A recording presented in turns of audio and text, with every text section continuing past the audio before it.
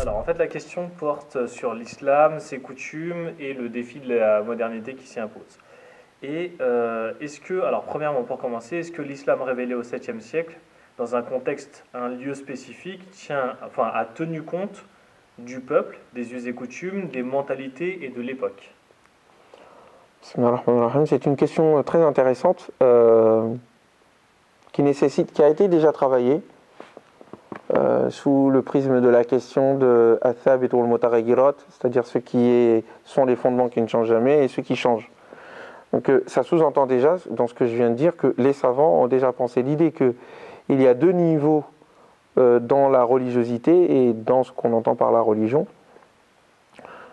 Dans l'enseignement musulman en tous les cas, il y a des choses qui ne changent jamais, qui sont des piliers, qui sont des principes, et il y a des choses qui s'adaptent en fonction du contexte. Donc c'est pas une bid'a pour répondre à des questions éventuelles. La question c'est de savoir qu'est-ce qui est adaptable et qu'est-ce qui n'est pas adaptable. Et donc, pourquoi cela n'est pas adaptable? C'est parce qu'au fond, il n'y a pas à adapter puisque ça correspond à toutes les époques. C'est ça que ça dit. Comment les choses sont passées au 7e siècle? La première des choses, il faudrait... tu as dit quelque chose, cher ami, tu disais que l'islam, c'est coutume, et la modernité. L'islam n'a pas de coutume. Les musulmans ont des coutumes. L'islam a des principes, a une vision, propose un cadre ou une orientation de vie qui donne un mode de vie. Oui. Mais les coutumes, ce sont les musulmans qui les ont. Les coutumes concernent les musulmans, les modes de vie, les us et coutumes.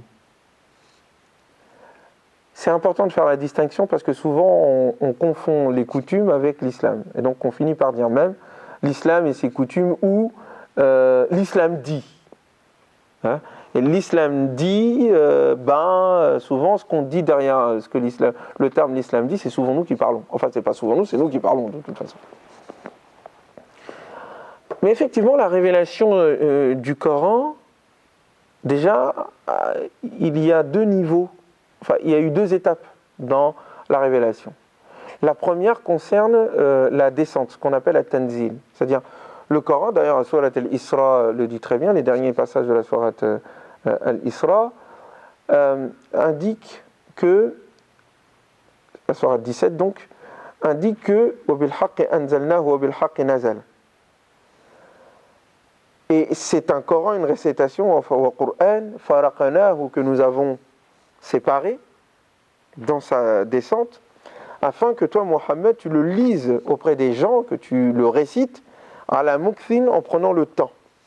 Donc, prendre le temps de l'évolution. C'est pour ça que le Coran a été révélé, n'a pas été révélé d'un coup. Il a été révélé par fragments, en fonction des situations, de l'évolution. Pas seulement en fonction des sababs, des causes. Parce que l'ensemble du Coran, dans l'ensemble des passages du Coran, il n'y a que quelques versets sur les 6000 et quelques signes du Coran qui sont concernés par les causes de la révélation. Mais je ne vais pas rentrer dans les détails. Mais ce que je veux dire par là, c'est que le divin, Dieu, le transcendant, en voyant sa révélation, tient compte de la réalité des hommes, de manière générale, et tient compte du contexte dans lequel le prophète se trouve, alayhi salatu wassalam. Mais il y a une deuxième étape dans le processus de la révélation qui va avoir lieu, immédiatement donc, c'est le fait que le Coran est réorganisé, mais de manière différente à sa chronologie. Et ça c'est très important parce que souvent, l'ensemble des sciences islamiques a été basé sur la chronologie, l'historique, et pas sur la méthodologie, le cosmique, le coranique en fait. C'est-à-dire, le Coran tel que nous l'avons aujourd'hui n'a pas respecté la chronologie. Pourquoi ?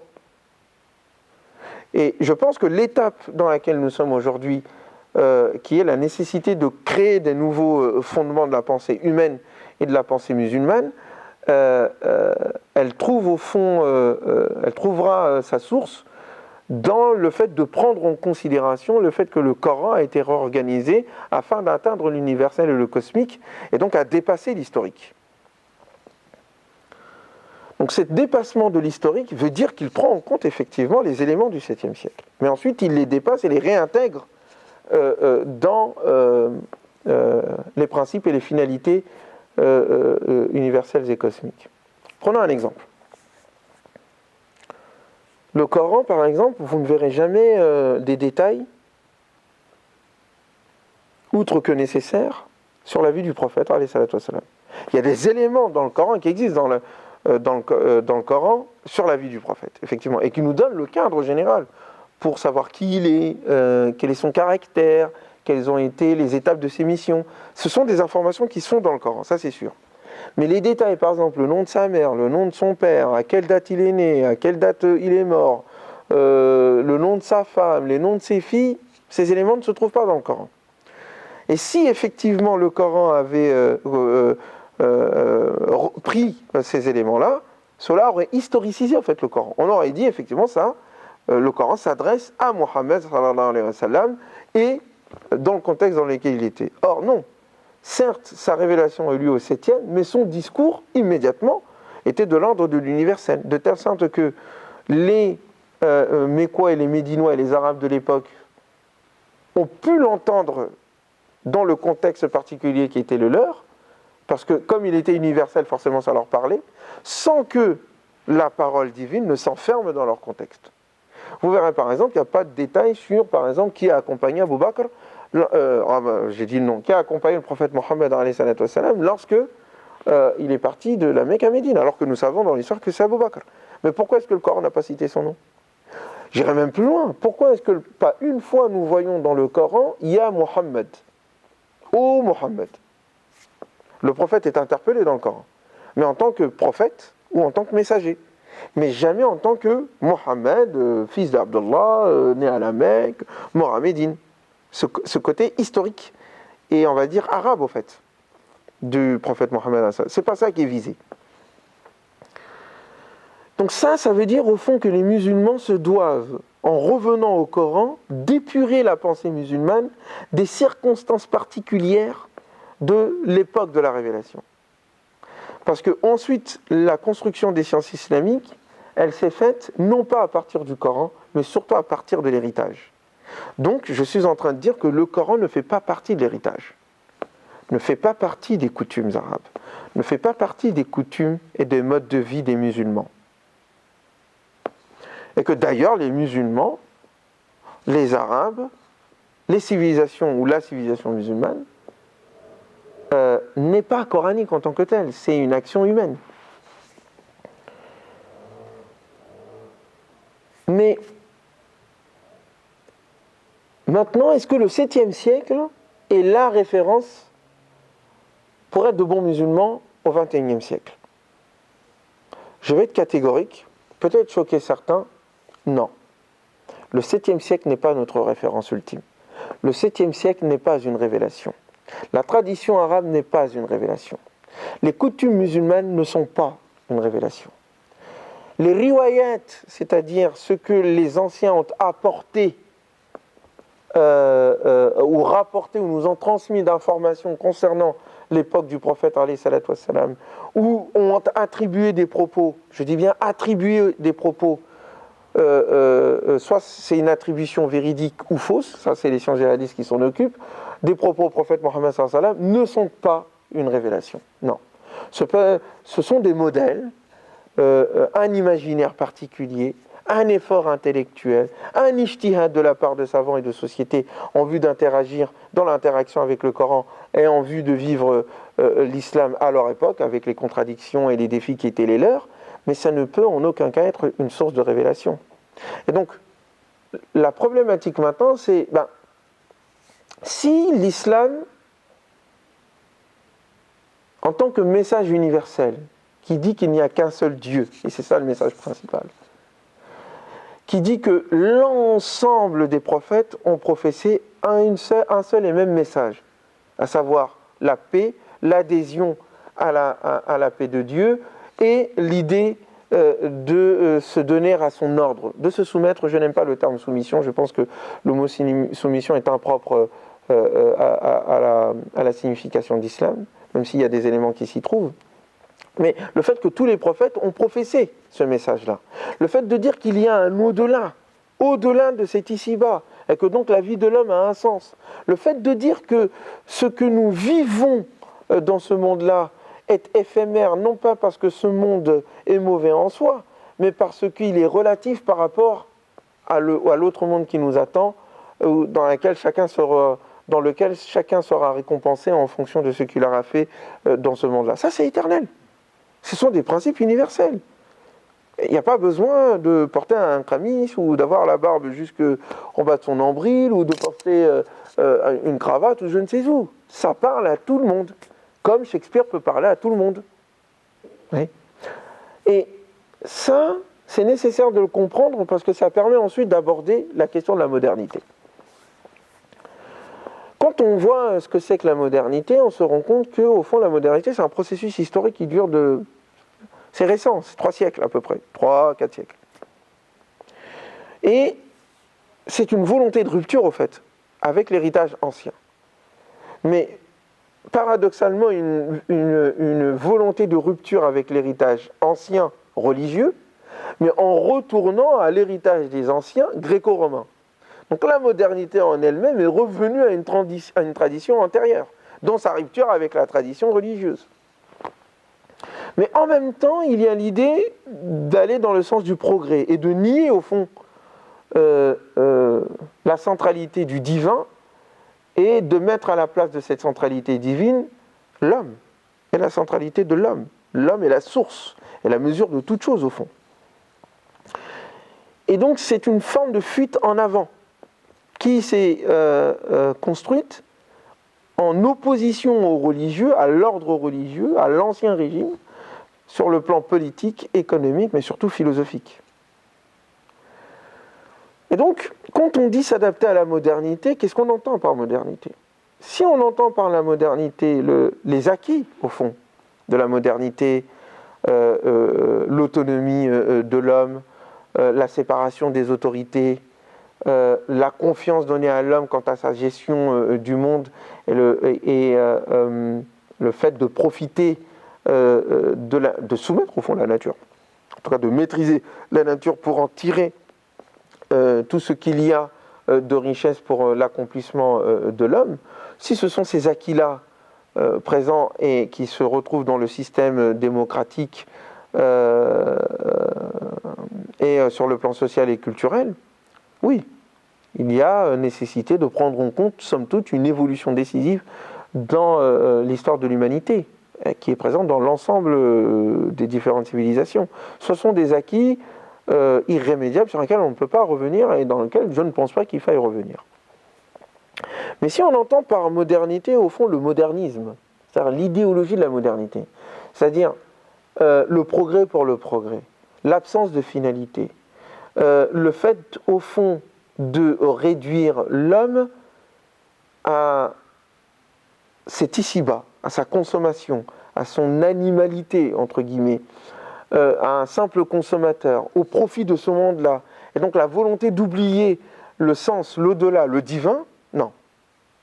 Ça, il y a un souci, et les hommes de conscience, qu'ils soient croyants ou pas en Dieu ou adhérents à une religion, se doivent de résister à cette tendance-là, dont les conséquences aujourd'hui se voient à travers la crise climatique, écologique, la crise de la modernité, que différents savants ont expliqué, à travers la crise de la démocratie et du politique, où au fond aujourd'hui nous nous rendons bien compte qu'après avoir mis de côté l'organisation cléricale, et ça c'était une bonne chose, et c'est la raison pour laquelle au fond l'islam a refusé dès le départ l'idée de clergé, mais à la place nous avons remplacé l'autorité cléricale qu'on pouvait penser oppressive, même s'il faut nuancer certaines choses, par d'autres formes d'autorité et de force qui sont de l'ordre de l'économique, oligarchique, qui font que des peuples peuvent décider et voter, et pourtant leur décision ne sera pas suivie des faits.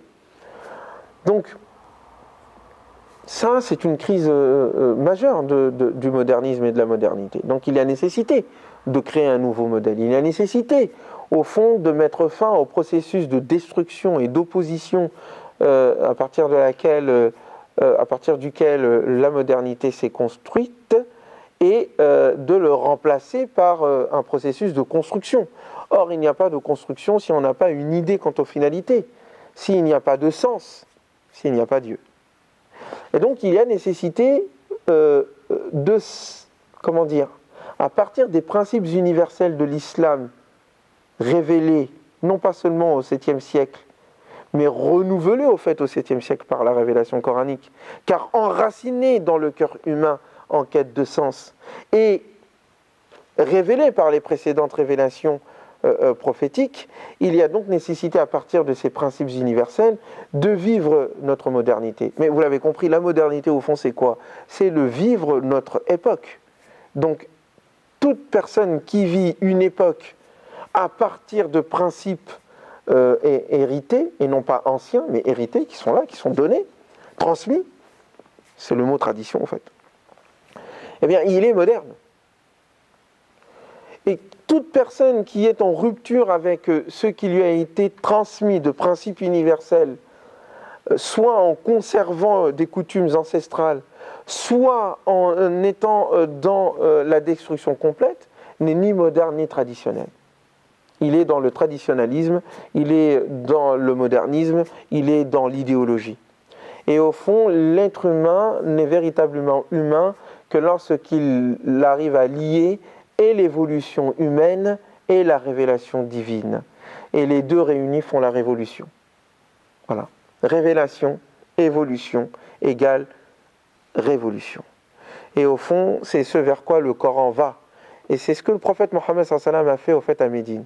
C'est pour ça que je considère que le prophète sallallahu alayhi wa sallam n'a pas annoncé une religion. Le prophète n'était pas religieux, que l'islam n'est pas une religion. Et qu'au fond, il y a à relier ce qui est conservé et qui est devenu conservatisme dans le monde musulman et ce qui est déconstruit et qui est devenu un déconstructivisme dans le monde occidental. Il y a nécessité de relier l'homme à l'humain. Non. Il y a nécessité pour que l'homme devienne humain de le relier au divin. Le divin dans le monde musulman, qui n'est plus le divin, qui est en fait une idole que nous avons conservée, sur laquelle, au fond, nous nous agglutinons, doit être déconstruit au nom du Dieu éternel et qui est au-delà, et l'humain qui est défendu ici et qui est au fond en train d'être déconstruit, doit être reconstruit au nom et avec le divin pour que justement nous puissions atteindre notre humanité. Je ne sais pas si c'est clair, je suis en train de fatiguer et de m'emmêler un peu les pinceaux. C'est très philosophique, mais concrètement, il faut que nous lisions et la révélation et que nous tenions compte de l'évolution. Ce n'est qu'à ces conditions-là que nous pourrons faire, encore une fois, la révolution. Et c'est somme toute ce que le prophète a fait, alayhi salatu wassalam. Il a pris en compte des principes passés, mais qui en fait étaient présents, et ensuite a pris en compte la réalité de son époque. Et donc il s'agit, sans inscrire la réalité de son époque dans le marbre de la révélation, c'est la raison pour laquelle il a refusé d'écrire sa sunna. Ça c'est pour ceux qui veulent participer à ce débat autour des hadiths. Le prophète a refusé d'écrire ces hadiths. Pourquoi ? Parce qu'il savait qu'un certain nombre d'éléments sur lesquels il jugeait et qu'il a mis en place étaient tributaires de son époque. Or son époque n'est pas éternelle. Oui, vraiment gloire à Dieu. Et merci vraiment à ce prophète génial qui nous a donné le véritable modèle d'une véritable révolution. Elle est encore à venir, elle n'a pas eu lieu. Nous nous proposons d'être les annonciateurs.